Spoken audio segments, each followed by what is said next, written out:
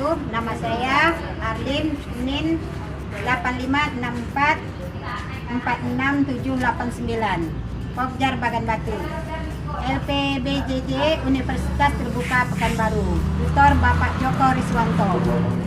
Ucapan terima kasih kami kepada Bapak Kepala UPBJJ Pekanbaru, Bapak Dr. Iqbal Miftahul Mujahid, MSI, dan kepada Ibu Kepala Koordinator BLBA, Ibu Mary Berlian, MSI, dan seluruh staf UPBJJ UT Pekanbaru atas terlaksananya TUE Bagan Batu. Demikianlah yang dapat saya sampaikan. Wassalamualaikum warahmatullahi wabarakatuh. Kemudian saya akan mewawancarai teman saya yang bernama Bu Ipa Dewi Tampa. Nah, saya akan bertanya, Bu, bagaimana, apa itu arti makna dari kurikulum? Nama saya Ipa Dewi Tampa. Tempat tugas saya SDN 001 Bagan Batu. Kurikulum adalah mata pelajaran dan program pendidikan yang diberikan oleh suatu lembaga penyelenggara pendidikannya yang berisi rancangan pembelajaran yang akan diberikan kepada peserta pembelajaran dalam suatu pendidikan jenjang pendidikan. Demikianlah yang dapat Ibu sampaikan. Terima kasih, Bu. Assalamualaikum warahmatullahi wabarakatuh.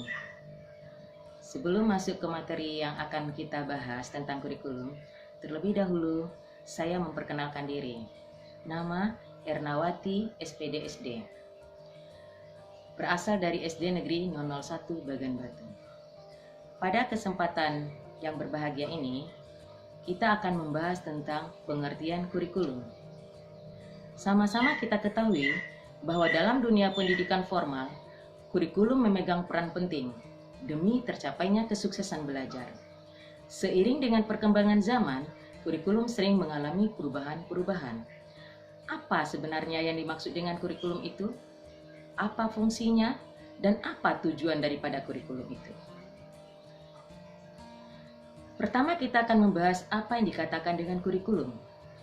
Kurikulum merupakan kumpulan rencana, tujuan, materi pembelajaran, dan bahkan cara mengajar yang digunakan sebagai pedoman oleh pengajar demi tercapainya tujuan akhir sebuah pembelajaran. Kemudian kita akan membahas fungsi-fungsi daripada kurikulum itu sendiri. Fungsi daripada kurikulum ada 6. Pertama, fungsi penyesuaian. Kedua, fungsi integrasi. Ketiga, fungsi diferensi. Yang keempat, fungsi persiapan. Yang kelima, fungsi pemilihan. Dan yang terakhir, fungsi diagnostis. Setelah kita mempelajari fungsi-fungsi daripada kurikulum, kita akan mencari kembali apa itu tujuan utamanya dari kurikulum. Tujuan daripada kurikulum itu sendiri adalah untuk mempersiapkan peserta didik agar dapat menjadi pribadi yang kreatif, inovatif, beriman, dan juga efektif ketika dia berada pada lingkungan masyarakat kelak nanti. Oleh karena itu, kita sebagai tenaga penyelenggara pendidikan dan sebagai pelajar, kita harus berpedoman kepada kurikulum untuk tercapainya suatu proses pembelajaran yang sangat optimal. Nah, pada pagi hari yang berbahagia ini, hanya itu yang bisa kita sampaikan atau saya sampaikan dari pengertian sebuah kurikulum. Akhir kata, wassalamualaikum warahmatullahi wabarakatuh. Assalamualaikum warahmatullahi wabarakatuh. Puji syukur mari sama kita panjatkan kehadirat Allah Subhanahu wa taala yang mana pada hari ini kita masih diberinya kesehatan dan kesempatan sehingga masih dapat beraktivitas sebagaimana biasanya di dalam musibah yang sedang kita alami ini, yaitu musibah corona. Mudah-mudahan kita diberinya kesehatan, mudah-mudahan diberinya kekuatan dan ketabahan sehingga kita dapat melaksanakan aktivitas sehari-hari dalam keadaan sehat. Mudah-mudahan wabah ini cepat berlalu dan kita dapat beraktivitas kembali disembelih sebagaimana biasanya. Kemudian salawat beriring salam marilah sama kita panjatkan kepada Nabi kita Muhammad Rasulullah Sallallahu Alaihi Wasallam. Mudah-mudahan dengan seringnya bersalawat kita kelak diberinya syafaat di yaumil mahsyar nanti. Amin amin ya rabbal alamin.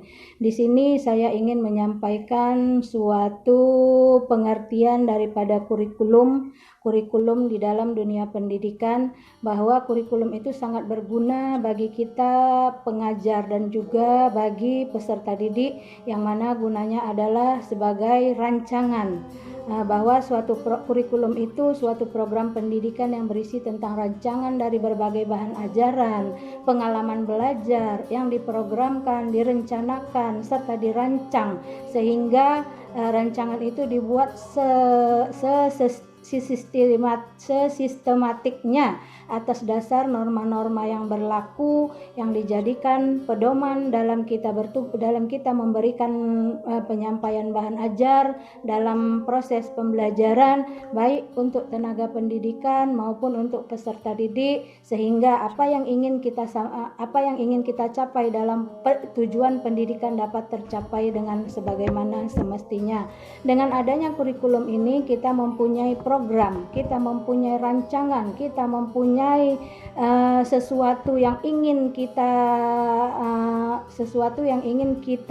capai dalam proses pembelajaran, sehingga apa yang sudah kita rancang yang secara sistematik itu dapat nanti menghasilkan sesuatu yang baik bagi pembelajaran, sehingga berguna bagi kita sebagai tenaga pendidik dan berguna untuk peserta didik nantinya dalam mencapai proses pendidikan, sehingga tercapai apa yang kita inginkan, yaitu tujuan kita menjadikan anak-anak menjadi tercapai tujuan pendidikan seperti apa yang kita harapkan.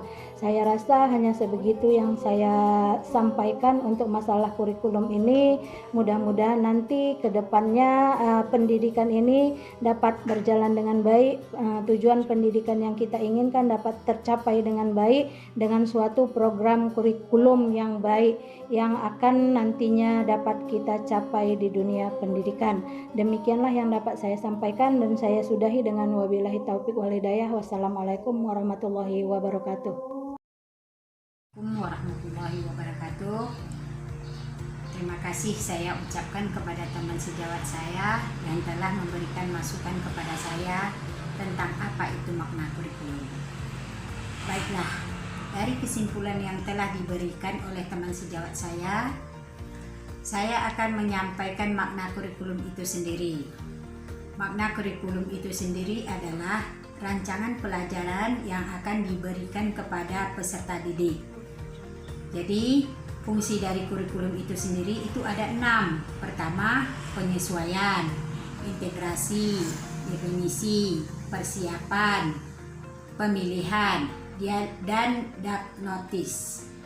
Kemudian tujuan kurikulum itu sendiri adalah untuk mempersiapkan peserta didik menjadi kreatif, inovatif, dan beriman. Menurut pakar Crow and Crow, bahwa kurikulum merupakan rancangan yang telah disusun dengan sistematis dan struktur dengan tujuan menyelesaikan program dalam mendapatkan ijazah. Mungkin itu yang dapat saya sampaikan kepada Bapak. Lebih dan kurang saya mohon maaf. Akhir kalam saya ucapkan wabillahi taufiq wal hidayah. Assalamualaikum warahmatullahi wabarakatuh.